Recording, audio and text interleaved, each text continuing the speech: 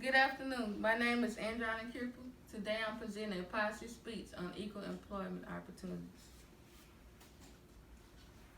When we support the United States Civil Rights Act of 1964, which outlawed racial segregation in schools, public places, and employment, we also support the right to equal employment opportunities, supporting a nation that all people have equal employment rights no matter their race, color, gender, and nationality.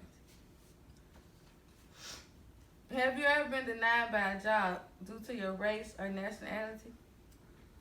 Have you ever been told that you are overqualified for a specific job that you have applied for? If so, this type of treatment may have left you feeling angry or disappointed. But do not worry. The employer may have violated your right for employment. Everyone wants to be treated fairly. However, there is still some unjust discrimination in the workplace, preventing citizens from equal opportunities to work. Therefore, the laws that the government have established to prevent citizens from being discriminated against specific in the workplace. While doing my research, I have found out that the EEO is responsible for the laws which made it illegal to discriminate by the color of their skin. They also stated that most employers with at least 15 employees are covered by the law. Fair treatment in a workplace is right for all citizens. However, managers on a job try to discriminate against employees. The EE says that the employee has developed strong policies, trains their team, and holds them accountable. The employer cannot discriminate if the person has a disability. Therefore, you can have the right to ask for a copy of the company's policy and guidelines on equal employment. After giving this speech, I hope the employers will not discriminate people by their race, national origin, sex, or disability. Although there are times when this type of discrimination still exists in the workplace, it is our right and responsibility to report the action. I will explain how this law helps people when applying for a job. Discrimination of a person's race, religion, sex, and national origin are protected under Title VII of the Civil Rights Act of 1964 as amended. Protects applicants and employees from discrimination in hiring, promotion, discharge, pay, benefits, job training, classification, referral, and other aspects of employment. According to the Equal Pay Act of 1963, the law prohibits discrimination in compassion based on sex and in relation to jobs that require equal skills, effort, or responsibility that are performed under similar working conditions. My understanding of the law is that a lady can work in a job that is capable for a man. The provision of the law bans discrimination of sex as well as race when hiring, firing, and promoting employees. Therefore, no one can be discriminated by color of their skin nor gender on a job. According to the case Gregg versus Duke Power Code in 1971, the Supreme Court decided that certain education requirements and intelligence tests used as condition of employment acted include African American job applicants, do not relate to job performance, and were prohibited.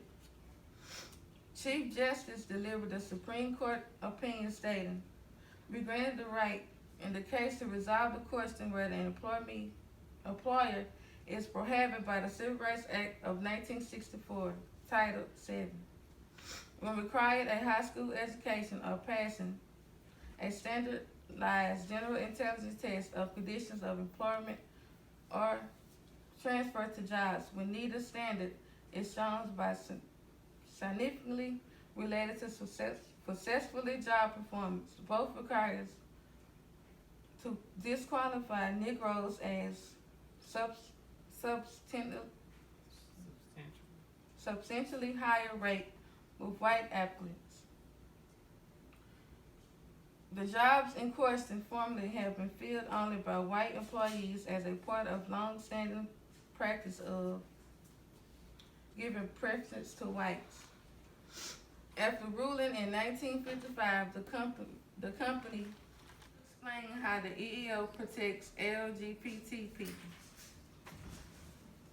The Equal Employment Opportunity Commission determined that transgender workers were secured under Title VII in 2012.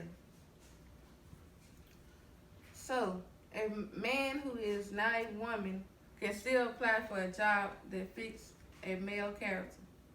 On the other hand, a lady who is not a man can do the same thing.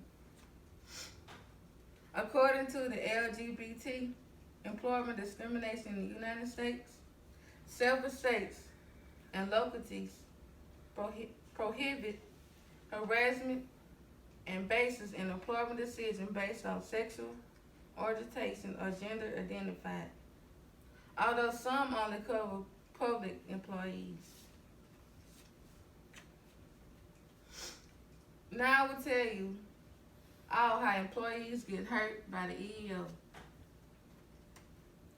When the employee files a complaint on the employer, the case is hard to win. However, when a worker complains about being discriminated by the employer, gets notified by the EEO, the employer has to send in documents to the EEOC of information related to the case. The employer would have to pay the employer back wages depending on the complaint. According to CAM, in cases of age and sex discrimination in pay, the damages are limited to the amount equal to the complaining employee's lost wages. So to end the argument, the employer will basically get in more trouble and lose the case when the worker is on the better end. In conclusion, while giving my speech, I gave information on how the law protects people by their race, gender, and other things. Now I will summarize why the law is important. A person should not be discriminated by their race, age, sexuality, in which it stops them from being employed. Every employee will have the right to equal opportunities. This right are protected by the law established by the government. If you feel that your equal employment rights are violated, it is your right to report discrimination to your Human Research Department or higher agencies. Equal employment opportunities provide freedom from discrimination to prevent people from being judged by their race, gender, and nationality. An employer handbook contains valuable information that can help you learn about different policies and procedures. It is your right as citizens to read through it, identify whether you are being discriminated against. By opposing the federal law based on equal employment opportunities, we can stop discriminating people by how they look or act. The EEO law and agencies monitoring the law provides citizens with resources and guidelines to prohibit discrimination in the workplace. Thank you. Thank you. Okay. After the ruling in 1955, the company instituted a policy of requiring a high school education for initial assignment to any department except labor and transfer from the cold handing to any inside department. In 1965, the company abandoned the policy, adding restrictions for Negroes to complete high school.